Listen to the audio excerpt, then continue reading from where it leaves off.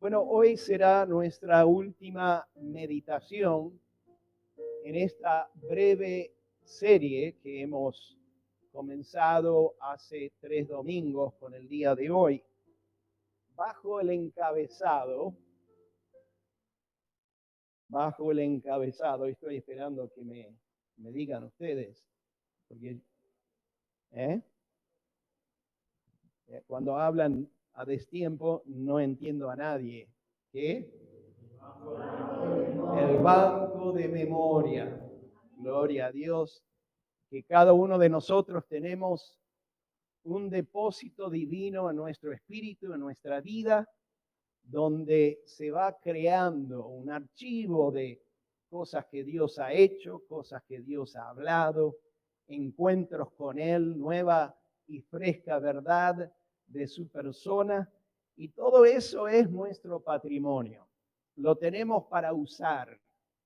Dios quiere que sepamos aprovechar ese archivo, ese tesoro, ese depósito que cada uno de nosotros tenemos.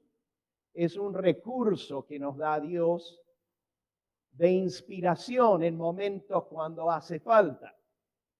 Y de hecho, puntualmente nos estamos refiriendo a la oportunidad de alabar y bendecir a Dios, es decir, que nos inspiramos de acuerdo a aquello que Él ha depositado en nuestro corazón, las obras, las cosas que Él ha hecho en nuestras vidas. Nos da sobradas razones para bendecir y alabar a Dios.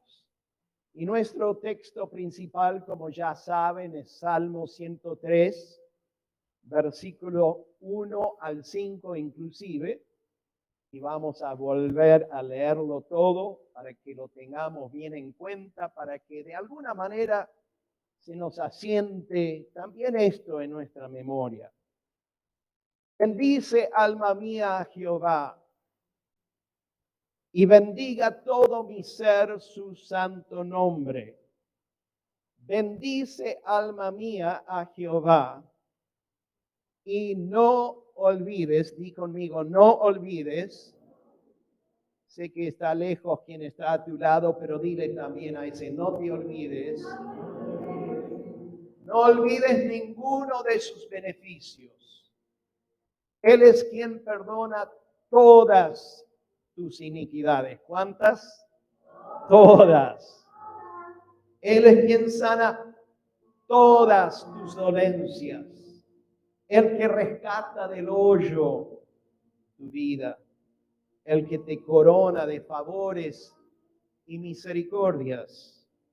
El que sacia de bien, o decir buenas cosas, tu boca, de modo que te rejuvenezcas como el águila. Pero dado que hoy estamos dando por concluido esta serie o nuestra consideración de este tópico, quisiera recalcar una vez más esa cuestión de la memoria, del buen uso de ella, para que realmente nos quede, si nos queda alguna cosa de todo lo hablado en estas 3 semanas con hoy, debe ser, no te olvides, no olvides ninguno de sus beneficios. Una memoria deficiente trae a colación a veces resultados y efectos muy nocivos. Y si lo hace en lo natural, cuánto más en el campo espiritual. En gran parte de nuestra vida con Dios depende sobre una buena memoria. Amén. Pero dado que hemos enfatizado eso, quisiera recalcar con una escritura que mencionamos el miércoles pasado en uno de los videos Legacy que pasamos los días miércoles de oración, Salmo 77. Y todos aquellos que habrán visto el video quizás recuerden la mención que hice. Comenzando en versículo 9. ¿Ha olvidado Dios el tener misericordia? ¿Ha encerrado con ira sus piedades? Sela. Recordarán que Sela es una pausa para descansar. Es una pausa para masticar lo que uno está meditando, ¿sí? Dije, enfermedad mía es esta. Traeré pues a la memoria los años de la diestra del Altísimo, me acordaré de las obras de Jah. Sí, haré yo memoria de tus maravillas antiguas, meditaré en todas tus obras y hablaré de tus hechos. Tal como lo hemos comentado antes, este salmo está escrito por Asaf. Asaf era uno de los directores musicales de alabanza y adoración en el tiempo y en el tabernáculo de David. Era un eximio músico. Tenía a su cargo también alumnos que aprendían a adorar y alabar a Dios con sus instrumentos. De hecho, la importancia que tiene en la historia está muy remarcada porque nos dicen que hasta 6 siglos después, algunos de sus descendientes y su alumnado seguía adorando a Dios dentro del sistema, digamos, religioso de Israel y de Judá. Es decir, que tenía una importancia singular este hombre. No solo era músico, pero también era profeta, era vidente. Dios le hablaba y él sabía trasladar estas cosas al pueblo de Dios. Pero ante todo era un eximio adorador. Era un adorador de aquellos que, digamos, estaría a la posición o a la altura del mismo rey David. Tenían el mismo corazón. Digamos que si Asaf estuviera acá, qué cultazos tendríamos, ¿no? Le daríamos toda la plataforma para que ejerciera su don, su unción, aquellas cosas con las que Dios le dotó para poder liderar al pueblo a la presencia. Ahora, con todo, Asaf era un ser humano como tú y yo. Era de carne y hueso como tú y yo. Y eso lo digo para que nos consolemos, ¿no? Y eso hacía que él viviera también las emociones variables que vive cualquier ser humano. Altibajos. Él también era asaltado por dudas, por situaciones, por circunstancias. Y si tuviéramos el tiempo de leer el contexto del Salmo 77, nos daríamos cuenta en los versículos anteriores, está dando cuenta de un gran bajón que él estaba viviendo. A punto tal que le trajo la duda y puso en su boca aún cuestionarle a Dios: Señor, ¿se ha terminado tu misericordia? ¿Has encerrado tus piedades para que no se manifiesten? No sé si alguna vez te ha pasado que quizás de puertas para adentro uno se le ha hecho alguna pregunta similar a Dios, ¿no? Quizás no sea la misma pregunta, pero pregunta al fin donde cuestionamos: Dios, ¿dónde estás cuando te preciso? ¿Dónde está tu poder? ¿Dónde está tu capacidad de intervenir? Te estoy necesitando ahora, Señor, y esto me está tirando para abajo. Y de nuevo, no me doy cuenta si pega o no contigo porque solo veo la mitad de tu cara. Pero supongo que nos ha pasado. Bueno, por lo menos, a algunos, eso me reconforta. Entonces, vemos que Asaf da cuenta, obviamente, de una situación que ya vivió. Pero junto con ello, junto con la confesión de que era una enfermedad que él padecía, la enfermedad del desánimo, del bajón, asimismo nos da la manera de salir de ello.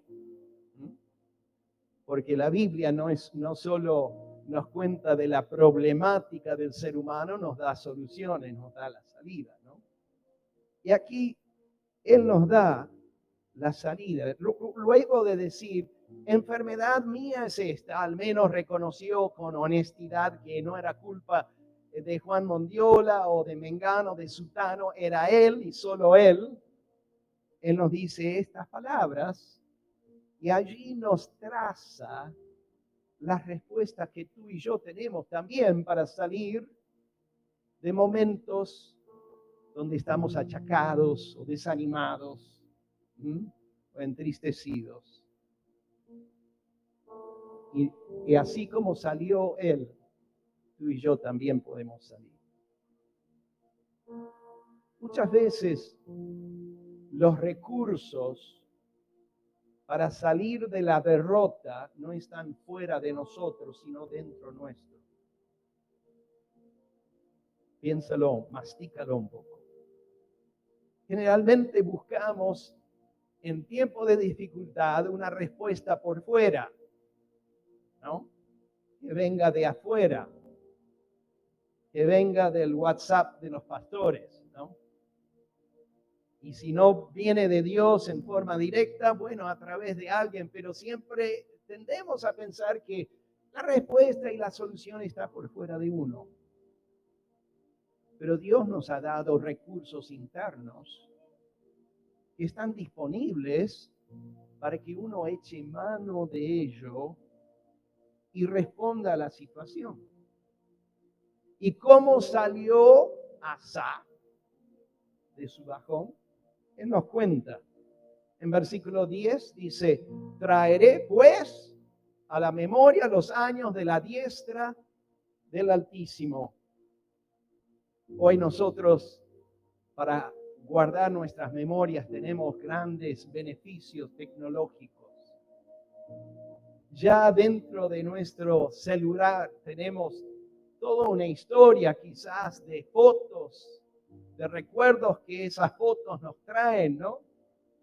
Y si no se nos borran, quizás puede pasar un buen tiempo recordando con solo mirar aquellas fotos. El traer a la memoria es consultar las fotos que hay en archivo. Es buscar esas fotos, esas diapositivas que Dios ha hecho, que Dios ha plantado en uno y traerlas, sacarlas del archivo para que uno pueda visualizar, para que uno esté consciente. Y al estar consciente, eso es lo que provoca una reacción positiva, una respuesta necesaria. Comienza con la decisión. Comienza con la determinación de recuperar el recuerdo, la memoria de lo que Dios ha hecho. Está allí, simplemente búscalo. Al igual que cuando buscas en el archivo de tu celular o computadora algún documento, algún dato, está allí, pero lo tienes que buscar. Porque habremos de ser menos con aquello que Dios ha depositado en nuestro corazón. Amén. Y por supuesto, excede 1000 por 1000 todo aquello que pudiéramos acumular como recuerdos naturales. En versículo 11, él dice, me acordaré de las obras de Jah. Y quiero que notes en cada una de estas frases Él delata determinación. A veces somos tan pasivos y tan quedados frente a las situaciones, como que nos olvidamos que mayor es aquel que está en nosotros que aquel que en el mundo está, ¿no? Nos olvidamos de nuestra identidad. Y bien como estamos remarcando en estos días al respecto de este tópico, a veces es necesario agarrarse de la solapa y decir, vamos, vamos, alma mía, salí de esta, tenés recursos, Dios ha hecho, Dios te ha hablado, Dios te ha dado promesas. De una buena vez por todas, ponete de pie y caminá y enfrentá y salí adelante. Alabá a Dios porque tienes motivos sobrados para hacerlo. Me acordaré de las obras de Jah. Equivale a conmemorar, es decir, poner honra sobre algo. Cuando yo recuerdo lo que Dios ha hecho en mi vida, estoy honrando a Dios. No es el mero hecho de entresacar algo que Él dijo, que Él hizo, algo que experimenté, algo que me trajo bendición. Pero es poner honra, es honrar lo que Dios hizo en mí. Y eso no es poca cosa. Sí, es lógico, alrededor de esas memorias aún conservo mi carne, mi personalidad, mi carácter y cuántas veces me hace un revés terrible, pero con todo nadie me quita lo bailado. Lo que Dios ha hecho en mí es de Dios. Y eso lo puedo honrar. No puedo honrar lo que soy yo, pero puedo honrar, puedo destacar lo que es Dios y lo que ha hecho Dios en mí. Se dice que el perro sabueso, cuando pierde el rastro de su presa, vuelve al punto donde perdió ese rastro y lo busca de nuevo. Cuando nosotros perdemos el norte, el rastro de lo que Dios ha hecho en nuestra vida, solo hace falta volver atrás y encontrarle en una palabra, en una experiencia, en un encuentro, quizás en ese primer encuentro con la cruz de Cristo, todo lo suficiente para volver a encaminarse en Cristo. Amén. Amén. ¿Están de acuerdo o no? Versículo 12 dice, la segunda parte del versículo 11. Sí, haré yo memoria de tus maravillas antiguas. No solo nuestro recuerdo remonta a lo que Dios ha hecho en mí, pero puedo pensar de las obras que Dios ha hecho en la historia, en Israel, a través del Antiguo Testamento, en el Nuevo Testamento, a través quizás de la historia de avivamientos en el pasado y de visitaciones que Dios ha traído, tanto sea en lo personal como también en lo colectivo. ¿Cuántas veces hemos destacado en nuestra congregación que al menos tenemos 6, 7, 8, 10 visitaciones de Dios puntuales de las que podemos destacar? Son visitaciones, son toques, son hechos que Dios ha realizado. Y es decir, que cuando yo destaco eso, enseguida mi fe tiene de qué agarrarse, ¿no? Amén. Versículo 12 dice, meditaré en todas tus obras. Meditaré en todas tus obras. Hemos dicho antes que la meditación es como rumiar, como la oveja y la vaca hacen, no es masticar, es volver a masticar lo que ya uno ha ingerido. Meditaré en todas tus obras. Y versículo 12, la segunda parte es el remate de la salida que Asaf tuvo para consigo mismo y también nos ofrece a nosotros como lección. Hablaré de tus hechos. Hablaré de tus hechos. Yo sé que lo sentimos, que lo tenemos adentro, pero muchas veces no se hace vida hasta que no salga de nuestra boca, hasta que no rematamos con la confesión lo que es realidad de nuestro interior. ¿Y qué es la alabanza? Es la confesión de lo que Dios es, de lo que Dios ha hecho. Y al confesar en alabanza y hacerlo con un corazón sincero y verdadero, esa confesión en tu labio se vuelve vida. Y no solo Dios es agradado, pero es como que rebota y vuelve con vida, con nueva inspiración, con nueva unción a tu propio corazón. Amén. Pero bien, habiendo hecho esta pausa, volvamos con referencia a Asaf y volvamos a nuestra porción allí en Salmo 103, pero hoy en el versículo 5. Y como sabemos, en este diálogo con su propia alma, David nos enseña la estrecha relación que tiene bendecir a Dios, alabar a Dios, el tener presente los beneficios del Señor. Y para ello no debemos, como ya hemos enfatizado, no olvidar ninguno de sus favores. Y como ya sabemos, David ha nombrado 5 beneficios y hoy estamos mirando el quinto, el versículo 5, la primera parte. El que sacia de bien tu boca. El que sacia. Saciedad significa que uno se llena hasta el colmo, ¿no?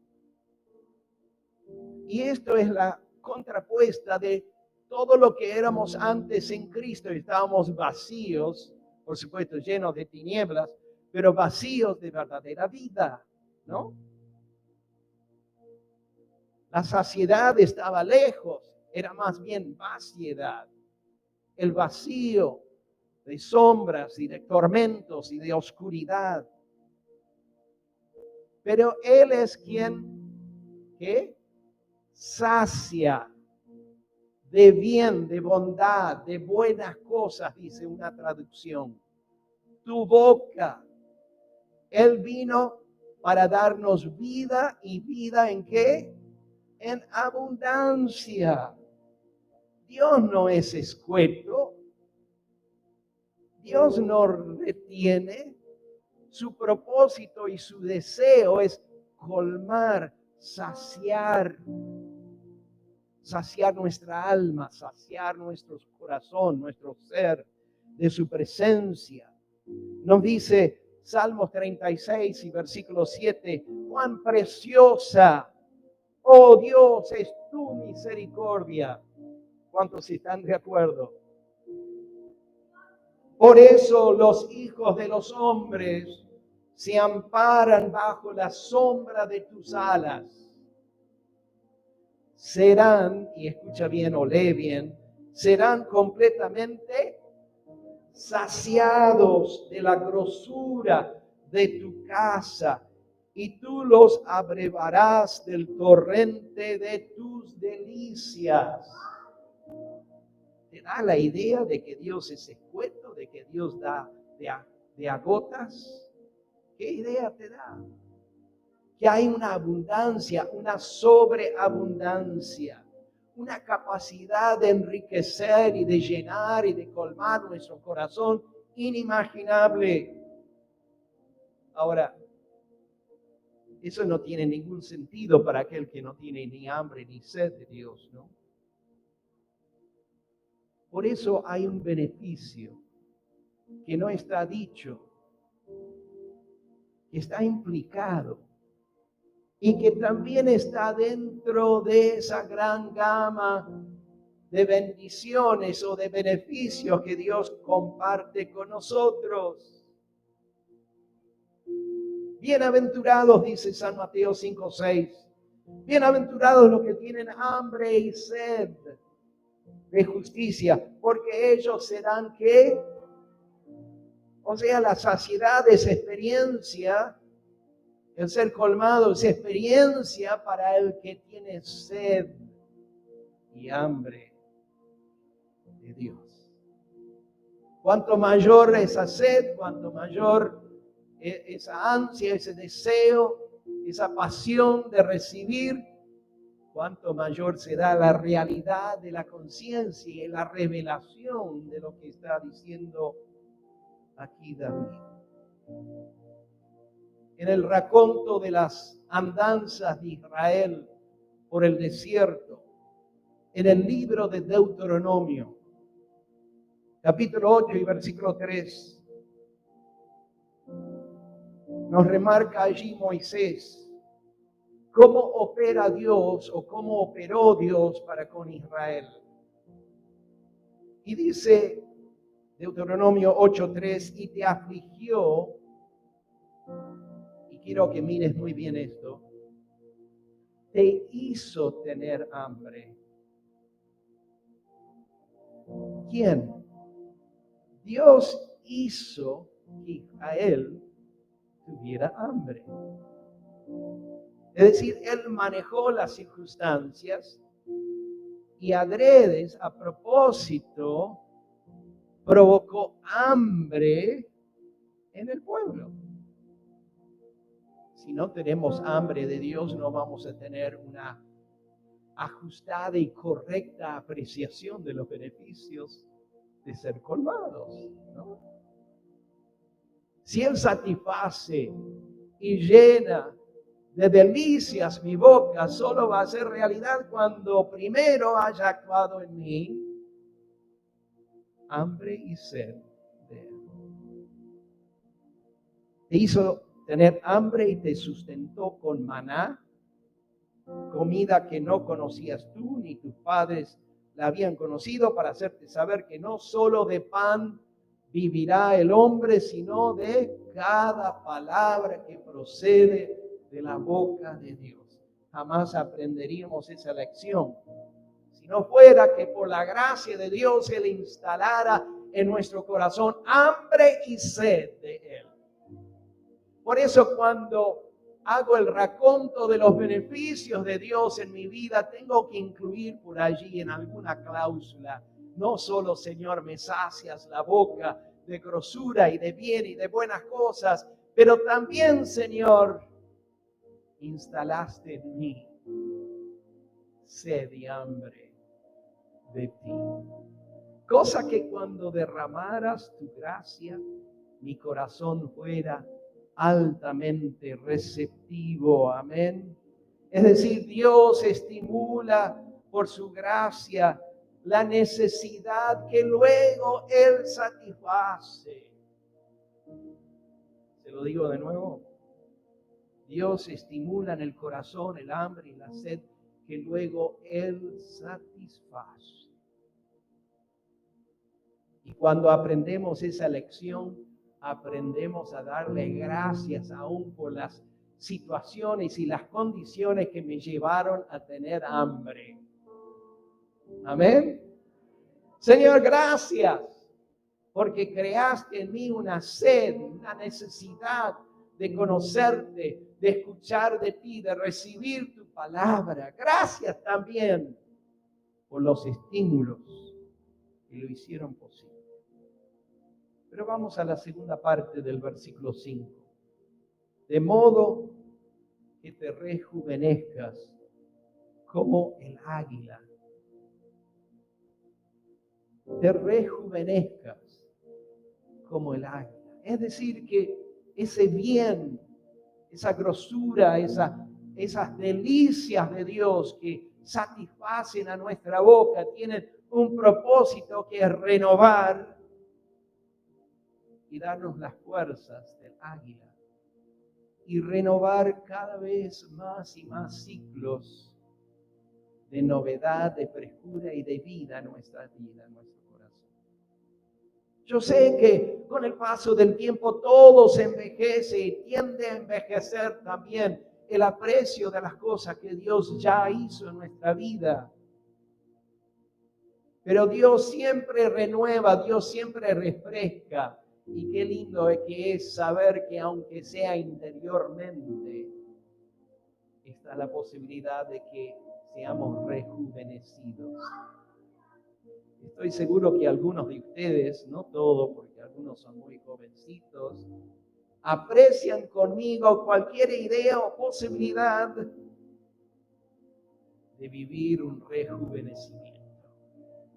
Pero cuánto más importante en nuestra vida espiritual. Y David está dando cuenta de que este beneficio es algo constante, es algo continuo en nuestras vidas. Job capítulo 33 y versículo 23. Dice, si tuviese cerca de él, de ese hombre que está en aflicción, que está echado en la cama, que está sufriendo, si tuviera cerca de él algún elocuente mediador muy escogido, que sabemos quién es, ¿no? ¿No? ¿Sabemos? Claro que sí. Que anuncie al hombre su deber.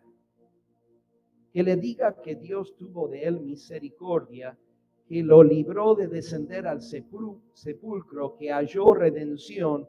Su carne será más tierna que la de un niño. Volverá a los días de su juventud. Orará a Dios y éste le amará. Es decir, que le va a favorecer. Verá su paz con júbilo y restaurará al hombre su justicia. Al menos 4 consecuencias veo en este precioso proceso que vivió aquel anónimo o aquel que representa a muchos. Primero, se restablece la comunicación directa con Dios, porque dice versículo 26, orará a Dios. El contacto, la comunicación. Se renueva la conciencia del favor de Dios en su vida. Dice versículo 26, la segunda parte, y éste le amará o le favorecerá. Se reconecta con la misma presencia de Dios, porque dice 26c, la tercera parte, verá su paz con júbilo. Y cuarto, se recupera la inocencia ante Dios, como si nunca hubiera pecado. 26d, donde dice, y restaurará al hombre su justicia. Todo eso hace Dios en nuestra vida, y el rejuvenecer significa que comienza una nueva etapa. Significa que constantemente, periódicamente podemos vivir esos periodos de renovación. Amén.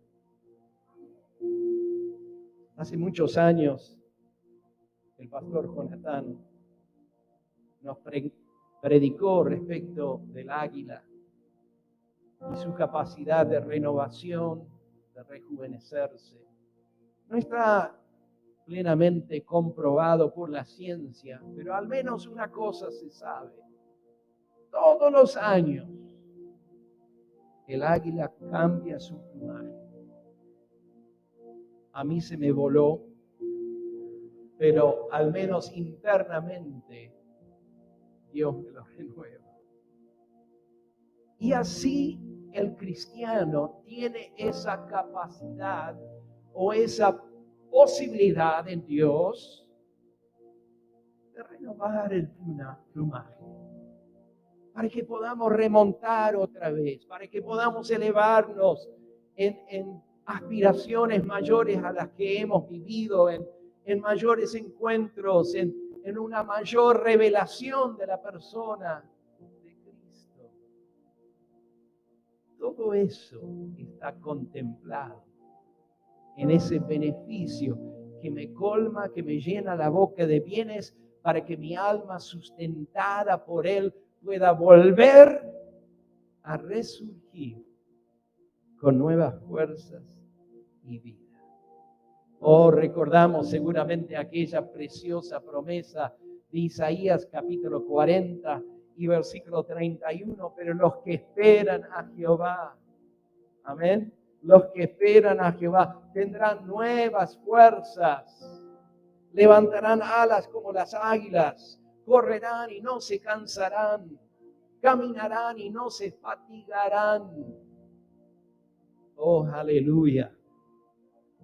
Por ese rejuvenecimiento que trae la gracia de Dios. Pero hay un agente que es primordial dentro de ese rejuvenecimiento. Y es, como se pueden imaginar, el Espíritu Santo.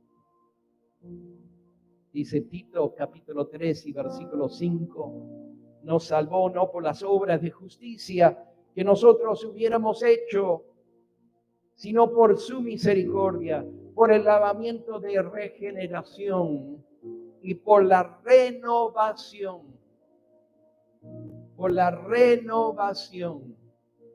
en el Espíritu Santo. Y termino con una referencia más en ese conocido pasaje de Salmo 110 y versículo 3.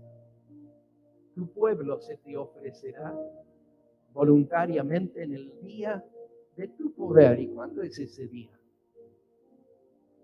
Se cumplió históricamente en el día de Pentecostés y se ha cumplido en nosotros en el sentido que Dios nos trae la experiencia de vivir, de ser llenados con su Espíritu Santo.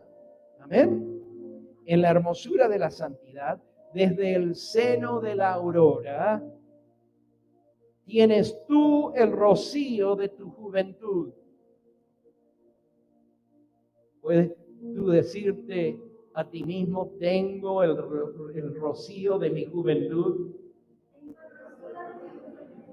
No estamos hablando de la juventud física, si bien seguramente algún reflejo tendrás si Dios está pleno dentro de ti. Pero estamos hablando de esa capacidad de renovación constante. Este es uno de los mayores y más preciosos beneficios que Él comparte con nosotros. ¿Y sabes lo que significa? Significa que ninguno de nosotros tenemos excusa para decir, bueno, estoy cansado de la vida, no puedo seguir, el desánimo, los avatares, las circunstancias, la familia, que el país, que el coronavirus, etcétera, etcétera. No tenemos excusa, porque tenemos el rocío. ¿Sabes de qué habla el rocío? De la unción. El rocío de la unción.